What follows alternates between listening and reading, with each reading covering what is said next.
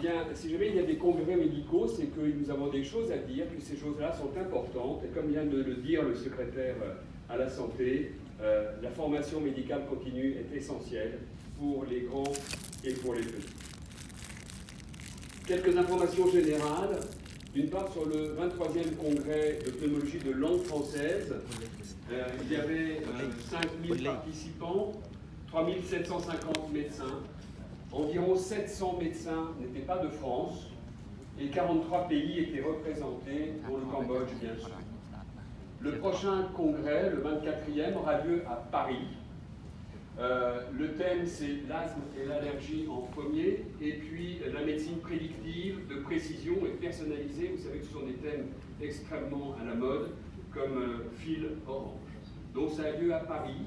Je rappelle que si jamais vous soumettez un travail pour ce congrès, si jamais ce travail est accepté, par exemple sous forme de poster, le premier auteur de ce poster est invité par l'espace francophone de pneumologie. Donc renseignez-vous, c'est l'occasion de participer à ce congrès, c'est l'occasion de venir à Paris. Lors de ce prochain congrès, l'association cambodgienne de pneumologie a fait sa demande officielle d'adhésion à l'espace francophone de pneumologie. Et normalement, je ne vois pas d'obstacle à ce que cette admission soit validée lors de l'Assemblée générale de l'espace francophone, donc il y aura lieu lors de ce 24e congrès. L'espace francophone a un nouveau site internet que je vous invite à regarder. On y trouve plein de renseignements, on y trouve les dernières conférences qui ont été faites dans les congrès internationaux, comme ici la Société tunisienne de pneumologie, avec des conférences absolument passionnantes que vous pouvez écouter. Il y a également, au niveau de l'espace francophone, une liste de diffusion. Nous diffusons des messages assez régulièrement à 1700 de nos membres. Les deux derniers concernaient la mission ATS, qui aura lieu à l'hôpital Cochin au mois d'octobre. Si jamais vous avez des collègues actuellement cambodgiens qui sont en France, ils peuvent venir. Nous aidons au transport pour une somme de 500 € pour ceux qui veulent venir, donc c'est tout à fait possible. Là encore, des diffusions d'informations scientifiques sur le coût de l'échographie thoracique qui aura lieu à Toulouse prochainement, sur la pathologie du diaphragme, si jamais vous avez des collègues actuellement en France qui veulent venir à ce genre de manifestation, c'est tout à fait possible.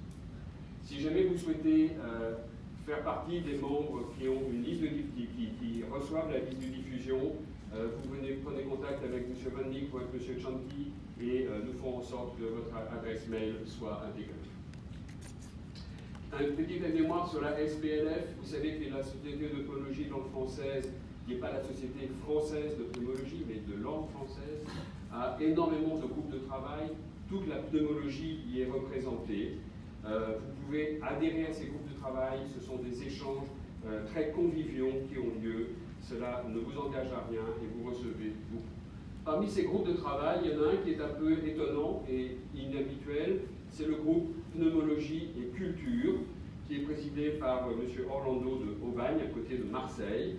Eh bien, on peut avoir, donc c'est un groupe qui s'intéresse à l'histoire ou qui s'intéresse à l'art.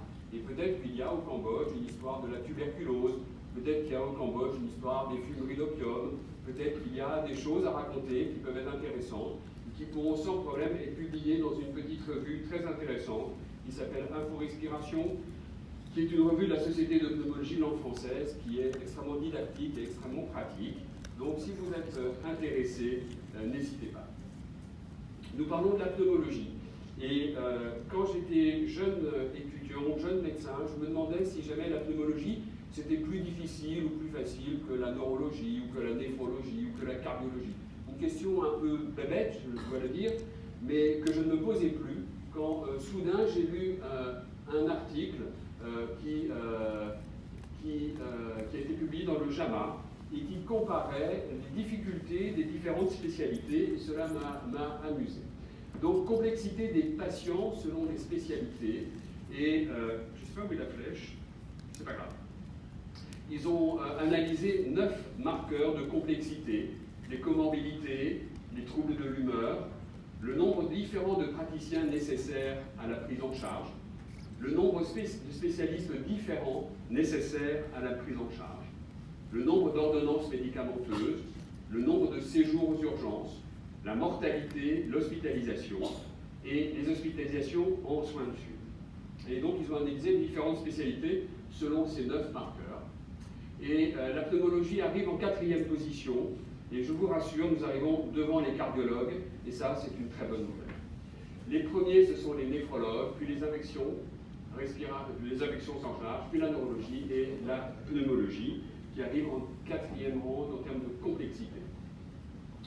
4e rang pour les comorbidités, 3e rang pour le nombre de médicaments prescrits, et 4e rang pour le risque de décompensation mentale de l'affection respiratoire. On sait que les comorbidités dépressives et anxieuses, notamment, sont particulièrement fréquentes dans la BPCO et dans l'asthme. Quelles sont les conséquences ou les conclusions des auteurs? Ils disent que peut-être c'est intéressant d'informer les étudiants avant qu'ils choisissent leur spécialité, parce que c'est peut-être une spécialité plus compliquée qu'une autre, que peut-être les patients complexes prennent plus de temps, d'expertise, de ressources, et peut-être que les prises en charge financières par les tutelles pourraient être différentes. Et puis que peut-être ces différences de complexité peuvent expliquer les différences de burn-out selon les spécialités. Burn-out ou syndrome d'épuisement professionnel. Émile Zola, fin 19e siècle, disait déjà, avec cet aveuglement que les médecins gardent parfois sur leur état propre de santé. Les médecins, nous sommes, de façon générale, indépendants. On est assez perfectionniste, assez obsessionnel. On se contrôle, on est maître de soi, donc on a une sensation de toute puissance, on a un déni par rapport à nos faiblesses, on méprise un peu notre fatigue. On est un peu dans le doute chronique, est-ce que je fais bien, est-ce que je fais mal? Et puis nous sommes des alexithymiques. Alors je vous rassure, je ne savais pas ce que ça voulait dire, alexithymique, j'ai regardé. Alexithymique, ça veut dire j'ai du mal à exprimer mes émotions. Donc le médecin ne se regarde pas, ne s'écoute pas, et puis quand il souffre, il ne s'exprime pas. Le burn-out ou encore karoshi en japonais, karo comme la mort, shi comme fatigue au travail. L'épuisement professionnel peut faire le lit d'une véritable dépression majeure et conduire au suicide. L'épuisement professionnel, c'est une longue histoire qui commence avant la Révolution